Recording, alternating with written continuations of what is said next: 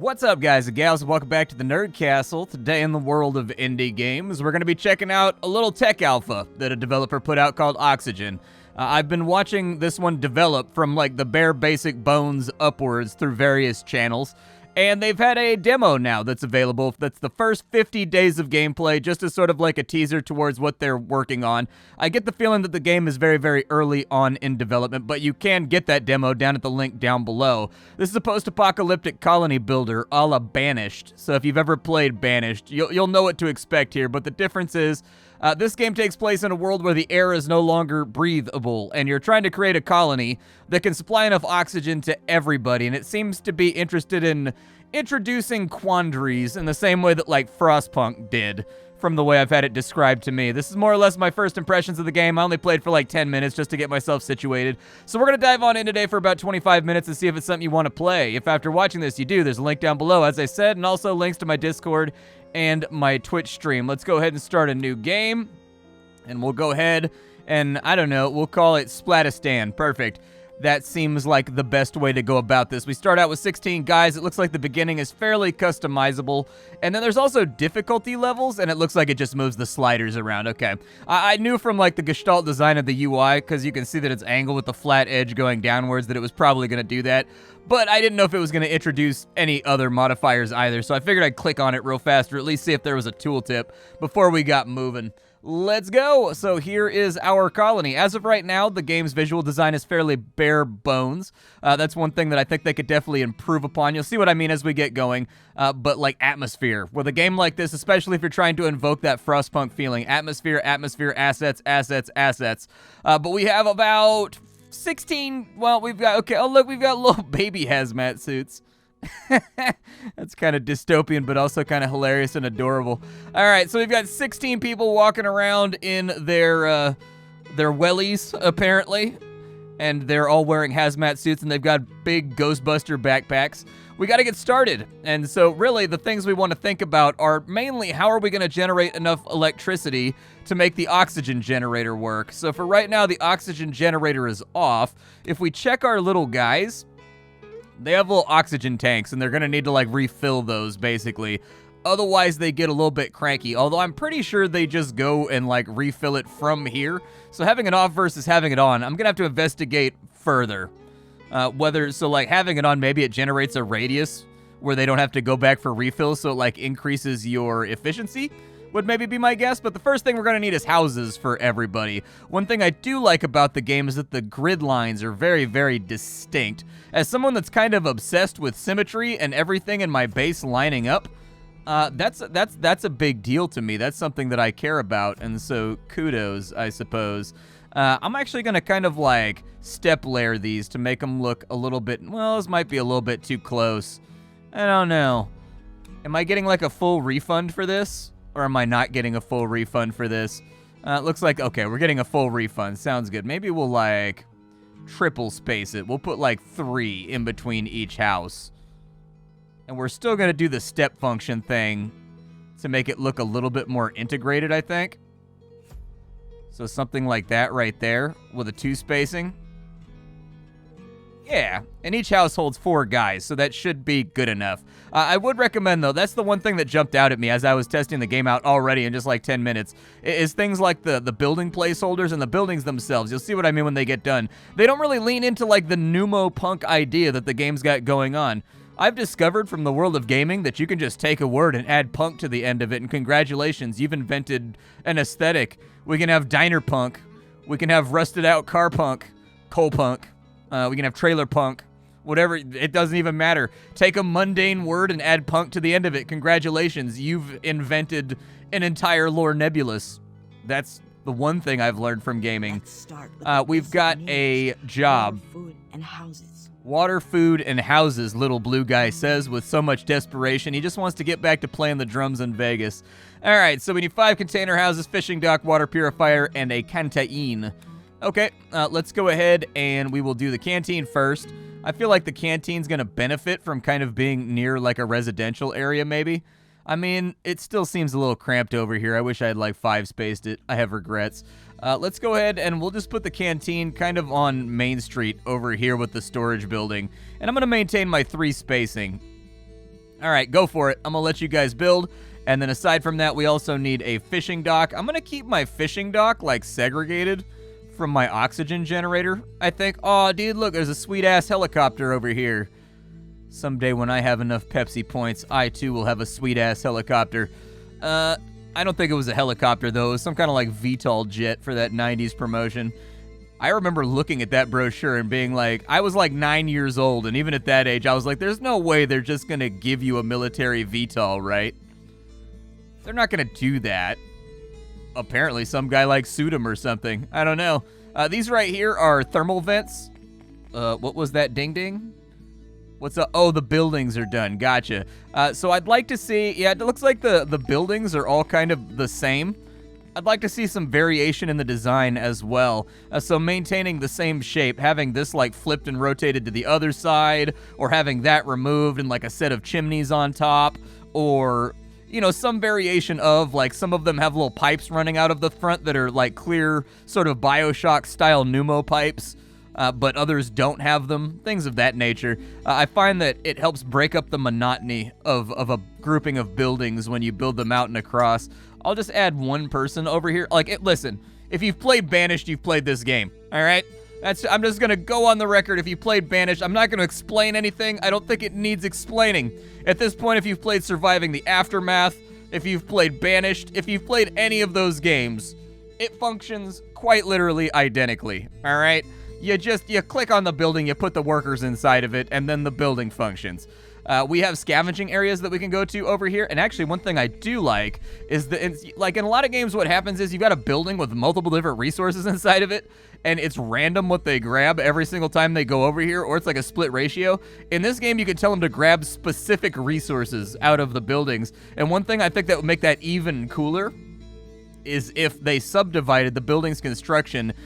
So when you've got the polygons that comprise this building right here, if you designated some of them as metal, some of them as stone, and some of them as coal, and they deteriorate independently depending on which one you focused on, so like this metal thing out back disappears, the signpost out front disappears, the sheet metal for the roof and the scaffolding for it, or I guess the framing for it, also gets taken down, and then you're left with nothing but like the coal inside the building, the brickwork, and like the foundation. That'd be really, really rad. Little details like that matter, and I think that would be a really cool idea. But anyways, back to letting people build and do their thing. Canteen's up and running, and it looks like we're kind of getting there. Oh, well, this one's got like a little, it's got like a little water tank on top of it. So that's a little bit better compared to the houses and whatnot. Continue. Yes, hammer away. Okay, so this is our water generation building. I'm going to put 2 people in it for right now and kind of see what happens to our water generation. Like, if our production goes positive, cool. If it doesn't go positive, then we'll add more people. For the fishing, I'm going to do kind of the same thing. We'll just throw 2 people on in there. Oh, look, it's got a little fishy on top so that you know that it's a fishing build. What is the They should do that in all of society, dude. Every building should have its function on top of it. Although that sort of questions, like, I guess you'd have people playing with it ironically at that point. Like, I don't know. I'm a fan of an ordered society, dude. Like burger places, forget all these different corporate brandings and stuff. Just take a building, slap a burger, a big sign with a burger on it. It doesn't even need a name. That's it. No name. Just a big sign with a burger on it. Get burgers here.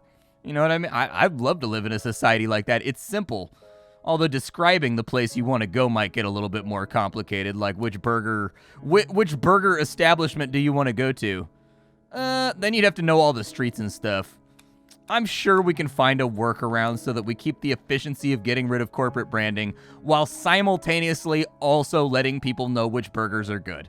I'm sure we'll figure it out. It can't be that complicated. So it looks like they're producing 4 water at a chunk right here. That's good. Will that be enough? I don't know. So it looks like he just dropped that off at the canteen, maybe? I don't know. The little guys are walking around and doing stuff. These guys are just idling and navel-gazing. That's the job I would sign up for in this colony. I've really dedicated my life to being non-productive. Like, what am I doing right now? I'm committed. I'm helping thousands of people across the world commit time theft while they're at work. That's literally my job. I can build that right there. And actually, I think the research thing kind of being like an end cap, it's kind of a bummer that I can't 3-space it like everything else. But I do think that having the research building be like an end cap for this boulevard, Seems kind of cool. So I'm going to do it. And no one can stop me. Sprawl. We'll have to pay attention to, like, the research establishment's going to open up this little research menu right here so that we can get new buildings and new thingies. Oh, look, little light. Were those lights on the entire time? I'm going to have to watch now.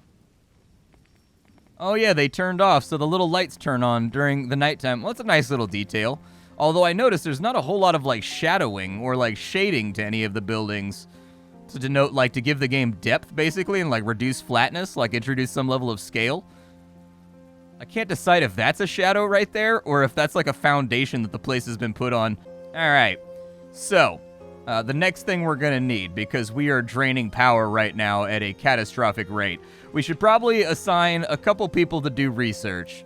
That sounds good. I would like to have another denoting thing up here that tells me how many people are idle versus how many people are working. I can click and unfold this and it'll tell me right there, but I would still like that information to be in this toolbar without having to unfold like a flip down. Or maybe just make it a toggle. I don't know. I that's my new go-to excuse when I have like a controversial idea that I'm not sure everyone will like inside of a game, is that I just follow it by add a toggle. Because then it absolves me of responsibility because it's a toggle now. I haven't fundamentally changed the UI by my misspoken words. I've created a binary option that people can turn on and off. I've added a layer of, like, deniability. That's what I've done, and I love living inside the margins of plausible deniability. All right, so they want me to get a gas extractor, but we're not going to be able to get a fart vent until we've got enough science to make the fart vent happen. And so as you can see, they're generating 5 science. It's not very fast. I'm going to add a third guy because I don't want to make too many edits right now. I'm entirely doing this just to protect myself. We've got a lot of people doing random stuff. I'm going to say, let's send a bunch of people over here to go get metal. And once we've got enough research, we can deassign them and put them on other things. But for right now, make it happen, Captain. Looks like we get 6 per person inside of here, basically. I don't think it's been running long enough for us to know 100% if we're, like, positive or negative. It doesn't look like it's moved too much since we assigned workers. Food, however, looks like it's negative, but it says daily status, and we built that yesterday, like, halfway through the day. So I'm willing to bet that our production is probably slightly higher than that. That'd be my estimate anyways. Dude, what's up with this music? It's like the music from, like, this is like the opening music from, like, a budget CRP. I'm not making fun of it. I'm getting to it. Like, you know, like at the beginning when the bard is, like, playing a dirge and he's like, let me tell you the story of Alithoria. Like, 'twas a beneficial land until the dragon whence came ye. Anyways, we've got 15 science right now. Let's go ahead and unlock our fart vent. So there it is. We have a fart vent now. That's actually a technical term, okay? I used to be a roofer, a guy what installs roofs on your houses. I started working as a roofer when I was like 10 or 11 years old, because it was my paw's job. And so anyways, he wanted to teach me applicable life skills. I did that for like 10 years, and I was like, yo, this job kind of sucks. I don't want to do this anymore. Something about swinging a hammer and lifting heavy stuff with my face in 110-degree heat on top of boiling tar felt is not working for me as a job choice. And so I'm going to see if I can do something a lot lazier with my life. But anyways, we can't really do a whole lot right now because all of our vents are on fire. So these alternate between 2 states. One state is that it's a gas crack, and, you know, it sits there just being like, purr, and, like, you put a gas extractor on top of it, and then you can harness the power of the earth flatus in order to make your oxygen generator go. However, if you don't capitalize on that fast enough, it catches on fire, even if it's raining, and then you gotta wait until this meter goes down, and then it goes back to inactive, and then you can plop a fart vent on top of it. But the anecdote that I was getting at was that there's these little kind of like circular 2.5-inch vents that go over bathrooms. It's just a little pipe. It's usually connected to that switch that you're like, whee, and you turn on the vent, you know, when you go to the bathroom so that it clears the stink out and gets the air moving. It's called a fart vent. At least that's what every roofer I ever knew called it. maybe... Oh, we've got one right there. Well, damn. That's obnoxious. Okay, tear this building down. Oh, it instantly dies. That's good. I've got to put in a gas extractor. However, we are going to need water, unfortunately. So, I'm going to move the fishing dock, kind of like... Man, I wanted to keep my fishing dock... I wanted to keep my oxygen generating thing, my water purifier. I wanted to keep that separate from my fisheries. I don't know. I feel like machines that make a lot of noise and introduce reverberations to the water will probably scare off the fish, and then we won't catch no carp to complain about. Because that's really the reason why the carp exists, is so that when you catch it, you can be like, ah, lame, it's a carp, that's too bony to eat, and throw it back. Like, it just gives you, sometimes you need a release valve in life, and the carp is the fisherman's release valve. Do you wish that you caught a bass? Yes. Do you wish that you caught a trout, or a salmon, or a German brown? Absolutely, or a halibut, it doesn't matter. But you caught a carp. Technically, you didn't get skunked, so you're off the skunk list, so it's kind of a good thing, because you don't got the skunk on you. But, like, secondarily, then you get an opportunity to be like, man, I caught a carp, this sucks. And then you, like, bitch to all the other fishermen, and you throw it back, and then you go back to fishing for something that's actually edible. I don't know, dude, the carp is a magic fish. You can find a silver lining in anything. Water purifier, you are good to go. I gotta reassign my workers. I'm gonna put 3 back in this time, because I feel like 2 was not doing it. 2 was keeping us even, but ideally I'd like to have a surplus, because if this game is gonna be anything like Frostpunk, what that means is there's gonna be like famines and like a lack of rainfall. Wow, we've gone through a whole lot of weather systems here. We went from sunny to rainy to snowy. Oh, it's because we've got seasons. Okay, seasoning is good. I mean, I mostly use garlic and chicken seasoning and salt and maybe a little bit of thyme. But like, you know, you do. Actually, I use a lot of cumin too when I cook. I use a lot of cumin. Cumin's just coriander, right? I know they call it coriander in other places. We have 25 research. Is that enough to get anything? It's enough to get a coal mine pretty soon. I don't know if I want to introduce my people to the thrilling world of swinging from the devil's balls, precariously hoping that the canary doesn't start to screech, but, you know, you do what you gotta do in order to keep the human race alive, I guess. Technically, I guess I only needed 4 houses, since each of these hold 4. Ah, well. I need another gas extractor, but at this point, we're pretty much just waiting for these fires to go out. We've got another crack over here we can mess around with. Let's just go get that one. Like, let's have this crack right here. Let's see. Technology? Technology. All right. We'll just take that crack right there. It looks like I was trying to watch my consumption on energy. I don't know what our daily consumption was. Can I open up, like, a historical list? Like a statistical regression so that I can check how much we consumed yesterday? I don't think we have that. All right. Well, it looks like we're definitely not producing as much as we need. But with 2 of them now active, maybe that'll take the edge off. I think it was somewhere in the 40s that we were consuming every single day as far as power is concerned. What's it costing me to build those, by the way? Should I start future-proofing? I need plastic and I need gears. How many of those do I have? I've got 60 plastic and 20 gears. Okay. Can I get gears from any of these places? Like any of these little refuse stacks? I can get plastic from over there, planks from over there, canned fish from over there, metal planks, canned fish, metal plank. Uh-oh, I might need to manufacture cogs. Oh no, there's gears over there, dude. Nice. Okay, so let's say 5 of you guys maybe go get me some gears while we wait for these cracks to get done. Our production is actually looking kind of close right now. Like, our physical drain, I think we're only going to need, like, 1 more gas generator, and then we'll be good. So I'll probably just snatch this guy right here, and then we'll call it a day. Trees in this game play a magical sound when you click on them. I don't know exactly what that means. I don't know if we're trying to, like, terraform the planet back to usable by nursing these trees back to good health. It seems like that might be a mechanic. I mean, you know, trees, they expel gases, and we survive by consuming those gases. So it doesn't seem too far off. Yeah, it looks like we're more or less right on the nose, so we can start lighting up more buildings.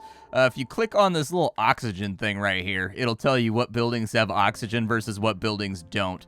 And so anyways, you can also go with power consumption. A few brief... Oh, statistics. Yay. There's a pie chart. Oh, but it's still a work in progress. Good. Good. Oh, it became a stone pile. Huh. When I was testing the game out, it didn't disappear after it got done burning. Interesting. Okay. Have we picked up any more gears? We got 55 gears. Yeah, it looks like we've looted like 20-something, 20-some-odd gears.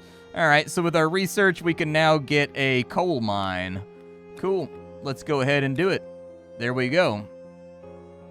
Now that we've got a coal mine, we can use that deposit right there. It's kind of far, but... And we're kind of low on workers, too. Maybe I'll do a submarine dock. The submarine dock drops off new colonists. And I feel like I could definitely use some new colonists. I do like that they give you... So, what some games do wrong with colony building is there's like one individual cell where this building will overlap. They've eased the placement of the building by making it so that it's got like 2 or 3 tiles of give away and into the shore. It's a good observation. I like that. We'll just stack this up. We're going to make our own little, beach boardwalk down here, dude. Hey, a new task. Let's build a submarine dock. Dude, I'm already on it. I'm one step ahead of you, brother.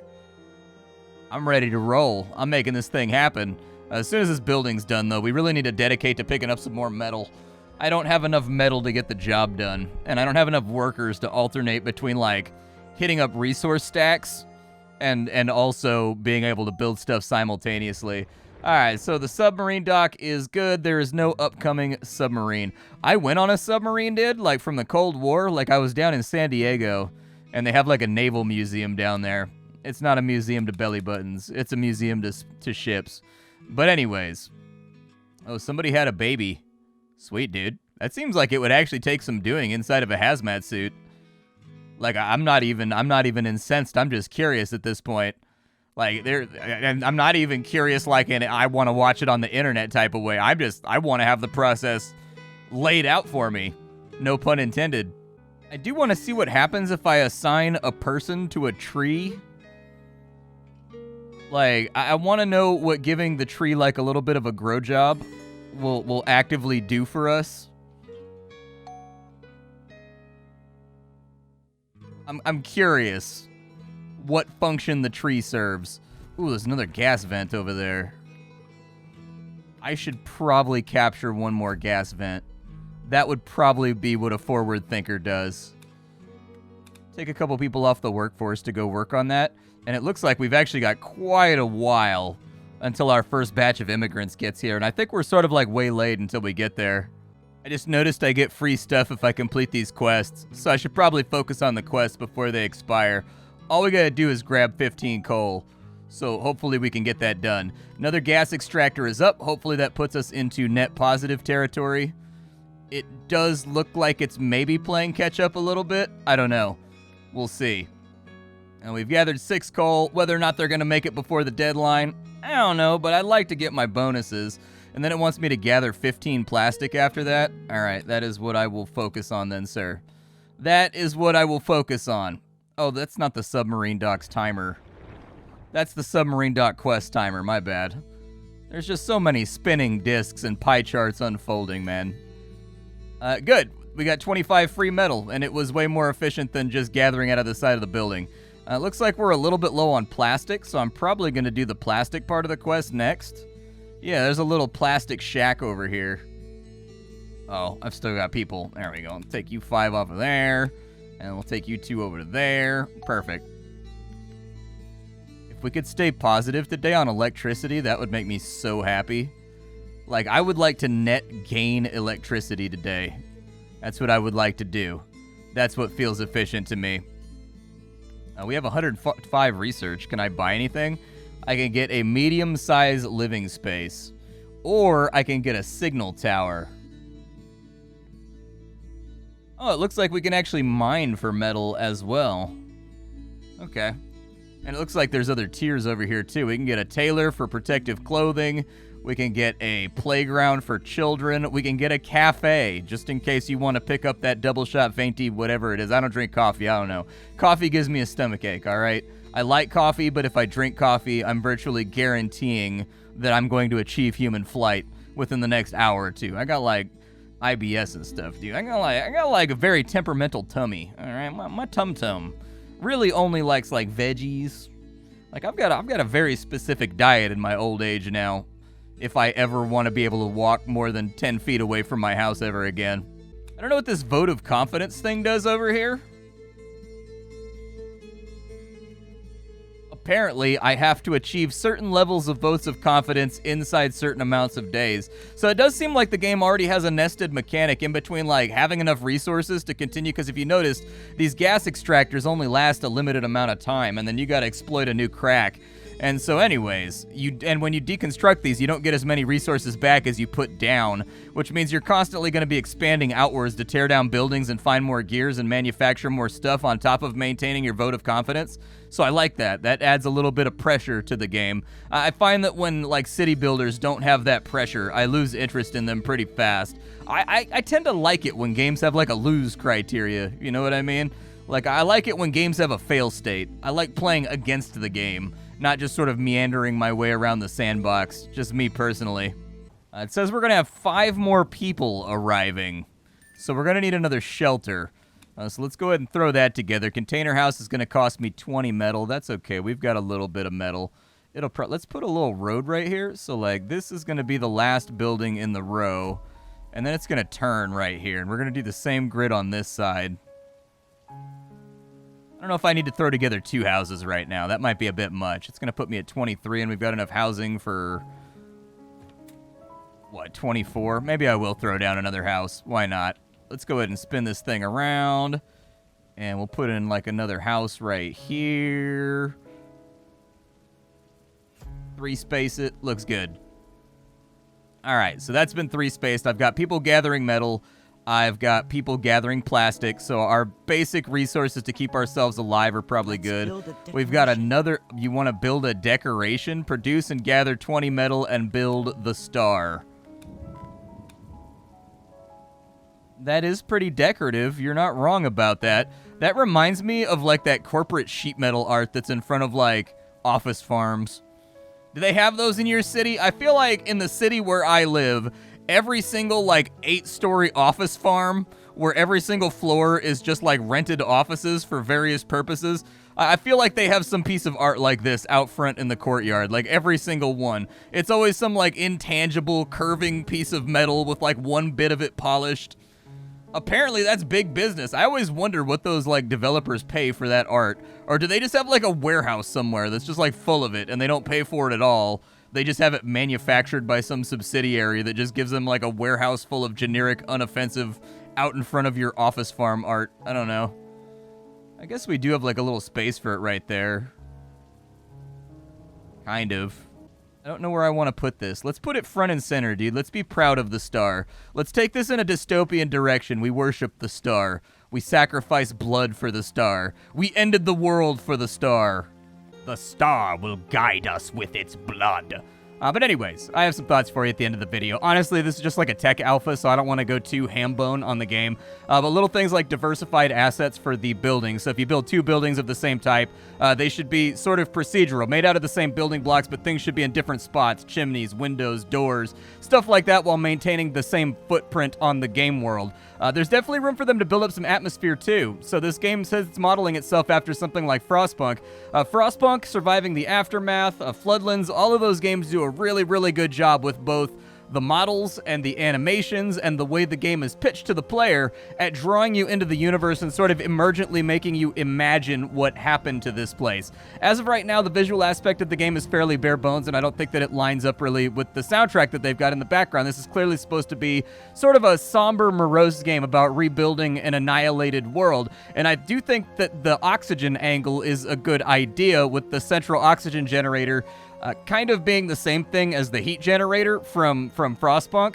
I'd like to see some lighting effects being thrown a little bit off the little beads of light that are coming off the light generator and out of the windows that go yellow at night. They should be casting sort of an outline of the window on the ground that rotates as the sun comes back up and as it goes down. Little things like that I think matter to kind of give depth and give a little bit of perspective to the gameplay. But aside from that, it's a tough game to go too crazy on for right now because everything works. The game works perfectly fine. It runs really smoothly. I didn't like the motion blur at the end of the video. It's got the settings to get rid of it already. And so yeah, that's probably what I would focus on, is just kind of creating a unique visual world that you get to invite the player on into to diversify this from all the other post-apocalyptic colony builders that have come out on the market over the last, 4 or 5 years or so.